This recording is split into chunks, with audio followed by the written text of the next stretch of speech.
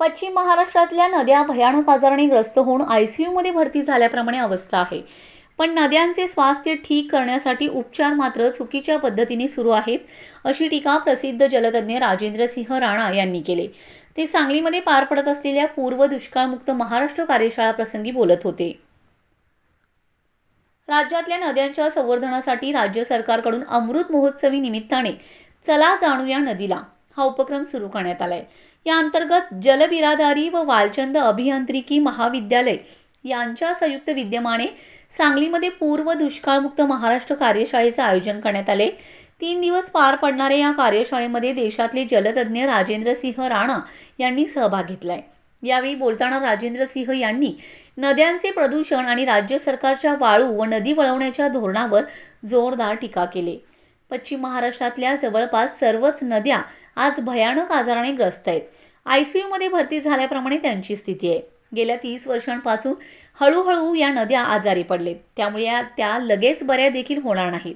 पण राज्य सरकारकडून या नद्यांच्या समस्या जाणून घेऊन त्या दृष्टीने उपाययोजना मात्र होत नाही. कृष्णा नदीचा विचार केला तर या नदीची समस्या वेगळीच आहे, मात्र तिच्यावर वेगळ्या पद्धतीने उपचार केले जात आहेत, त्यामुळे नदी ठीक होणार नाही, अशी टीका करत नद्या जर आजारमुक्त करायच्या असतील तर नद्यांच्या समस्या पहिल्यांदा जाणून घेतल्या पाहिजेत, असे मत राजेंद्रसिंह राणा यांनी व्यक्त केले.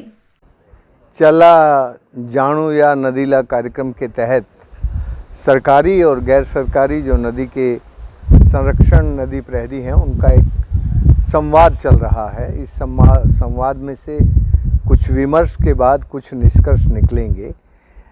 उस निष्कर्ष में से अभी यदि हम ये देखें कि इस इलाके की सारी नदियाँ भयानक तरीके से बीमार हैं, आईसीयू में भर्ती हैं. एक भी नदी स्वस्थ नहीं है. कृष्णा हो, पंचगंगा हो, जितनी भी नदियां हैं सब बीमार हैं. इन नदियों को स्वस्थ करने के लिए, निरोग करने के लिए चला या जाणूया नदीला कार्यक्रम राज और समाज का मिलकर बना है. इसमें सरकार की भी उतनी ही जिम्मेदारी है जितनी समाज की. तो सरकार और समाज दोनों मिलके कैसे नदियों को समझें और नदियों की जो बीमारी है उसका निदान करें, डायग्नोस करें और फिर इसका उपचार करें.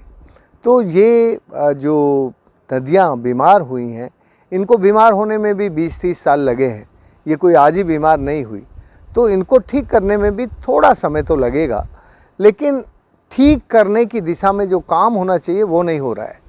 अभी आपकी कृष्णा बीमार है हृदय रोग से, क्योंकि उसमें प्रवाह नहीं है, लेकिन उसका इलाज कर रहे हैं दांतों का, उसका इलाज कर रहे हैं ब्यूटी पार्लर. जो अब ब्यूटी पार्लर नदी को ठीक करेगा क्या? और जो बीमारी नदी की हृदय रोग की है उसको दांतों का डॉक्टर ठीक करेगा क्या? इसलिए मैं सरकारों से कह रहा हूँ कि भैया पहले अपनी नदी की बीमारी समझो कि तुम्हारी नदी की क्या बीमारी है. जब उसकी बीमारी समझ में आ जाएगी तो फिर उसका इलाज ठीक होगा. तो अभी जो ये 3 दिन का संवाद है, इस 3 दिन के संवाद में नदी और समाज कैसे एक दूसरे को जानने लगे, नदी समाज को जानने लगे और समाज नदी को जानने लगे. तो ये जानने का कार्यक्रम है. इस कार्यक्रम में हम लोग कोशिश कर रहे हैं कि सरकारों के साथ मिलकर जो जो मुद्दे सामने आ रहे हैं वो सरकार के ध्यान में लाएं और सरकार भी इस कार्यक्रम को अपना कार्यक्रम मानकर नदियों को ठीक करने के काम में जुटे. ये इस शिविर का उद्देश्य है. देखिए ये जो नदी का खनन है, सैंड माइनिंग है. जैसे हमारे हृदय में, हमारे शरीर में 2 फेफड़े होते हैं. क्यों होते हैं वो? क्योंकि हमें ज़िंदा रखने के लिए हवा को साफ़ करके हमें देते हैं. ऐसे ही जो नदी के अंदर मोटी रेत होती है, सैंड होती है, वो नदी के पानी को साफ़ करती है, स्वस्थ करती है, भीतर करती है और पानी को ठीक करके स्वस्थ करके धरती को रिचार्ज करती है, जिससे हमारा जीवन स्वस्थ रह सकता है. तो जब हम उसकी सैंड निकाल लेते हैं तो फिर नदी तो बढ़ती ही है, हम भी मरने लगते हैं, हमें भी सारी बीमारियां होने लगती है. इसलिए ये नदी की सैंड माइनिंग का जो धोरण है वो ठीक से बनना चाहिए, अच्छा बनना चाहिए.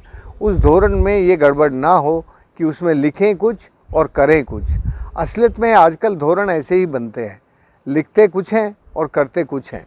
तो मैं समझता हूँ कि माइनिंग के मामले में, क्योंकि इस धोरण को बनाते वक्त लोग चला जाणू या नदी से भी बातचीत करें और उनको भी समझें, उनके लोगों को भी पूछें कि ये कानून कैसा बनना चाहिए।